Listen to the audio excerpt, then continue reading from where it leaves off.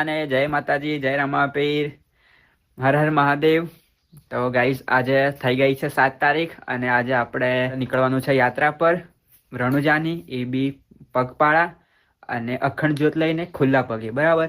નમસ્કાર મિત્રો, ફરી એક નવા વિડીયોની અંદર તમારું હાર્દિક સ્વાગત છે. મિત્રો, આજે આપણે વાત કરીશું ગોપુભાઈ વિશે. તો મિત્રો, મહીસાગર જિલ્લાના સંતરામપુર ગામના ગોપુભાઈ, જેમને ઘણી બધી સાયકલ યાત્રા કરી છે અને અત્યારે મોટામાં મોટી યાત્રા કરી રહ્યા છે. જ્યાં દર્શક મિત્રો, તારીખ 7 નવેમ્બરના રોજ પોતાના ઘરેથી રણુજા સુધી અખંડ જ્યોત લઈને ઉઘાડા પગે રણુજાની પગપાળા યાત્રા કરી રહ્યા છે. જો મિત્રો તમને ન ખબર હોય તો તમે ગોપુભાઈની યુટ્યુબ ચેનલની અંદર જઈને વિડીયો જોઈ લેજો.